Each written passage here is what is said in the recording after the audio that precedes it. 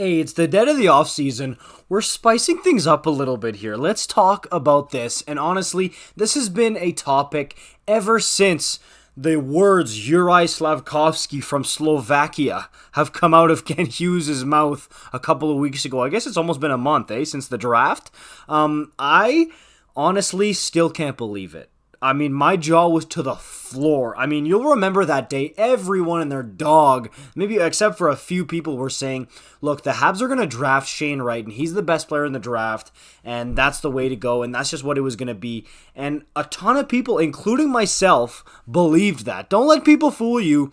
95+% of Habs fans, and honestly, people in the NHL in general, thought the Habs were going to say Shane Wright of the Kingston Frontenacs, truthfully. So, I mean, now that it's Slafkovsky, a lot of people have kind of changed their tune a bit, okay? Instead of saying Wright is way better, then Slafkovsky, then Cooley, he's the best player in the draft, now a lot of people are saying, no, Slafkovsky was the MVP of the Olympics, and he's bigger, and people are saying, okay, well, if you're Shane Wright, maybe the attitude that he was giving in pre-media interviews and stuff that has been seen across the league was maybe a deterrent for teams in the NHL, including the Montreal Canadiens. There's the death stare conversation, the stare down that we've talked about before.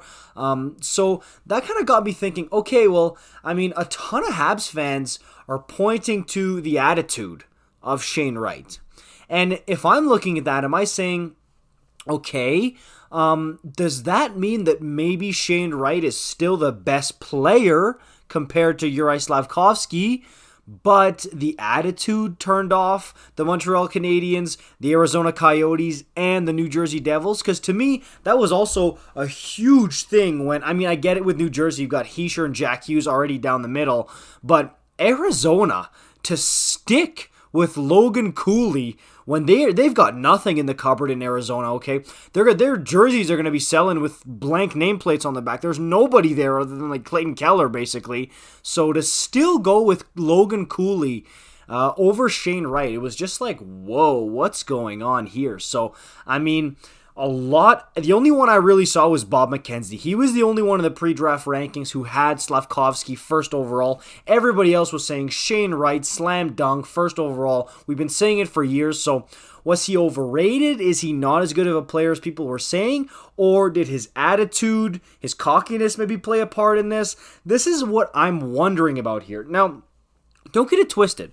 I'm not saying Shane Wright is better than Slafkovsky or the other way around. I'm saying there's probably other factors that went into that. And man, is this going to be interesting. Honestly, I mean, I get it. This might be rushing them, but I want to see both of them in the NHL this year. I really do.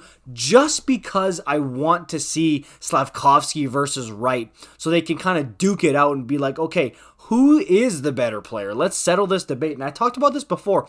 It's weird when you've got first overall versus fourth overall. You never see that. You see first overall from like 2015 versus 16 with McDavid versus Matthews. You see it first overall versus second overall, Matthews Laine, McDavid Eichel. You see those types of things. But first versus fourth? When do you ever see that? It's a weird thing. But hey, it's going to happen. And, I mean, it's too early to judge, okay? You can't tell because, I mean, Shane Wright missed like an entire year, a ton of his OHL time, and his routine and his training got broken up by the whole lockdowns and everything we've been going through in the world the past 2 years. So you can't put as much stock into his time in the OHL as you otherwise could have with other draft-eligible players.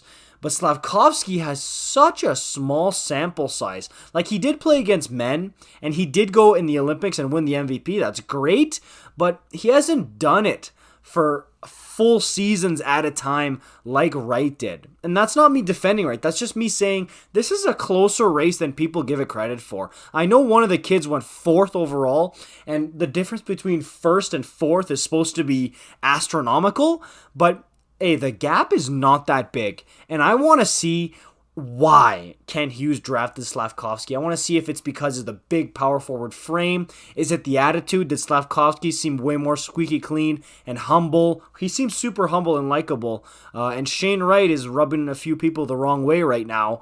Or was it purely a skill thing? Did they just simply think, okay, Slafkovsky is the better player than Wright? Boom, there you go. No brainer. I mean, I want to know. So let me know what you guys think about this in the comments down below. It's such an interesting conversation. It's one that we're going to keep having for the next, whoever knows. Like, seriously, man, this is not going to end. Especially if they're, like, relatively close in skill. Like, let's say Shane Wright develops into, like, a 75, 80-point player, and Slafkovsky ends up being around the same.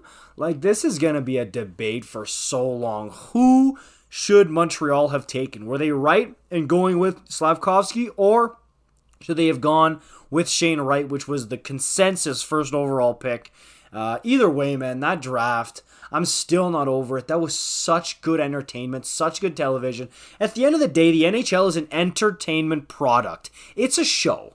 And that draft put on the best show I've seen in a long time. It was awesome. So let me know what you guys think about that in the comments down below. If you're new, make sure you like, comment, subscribe. Follow me on Twitter at JohnnyHockeyYT. I'll see you in the next one. Peace out.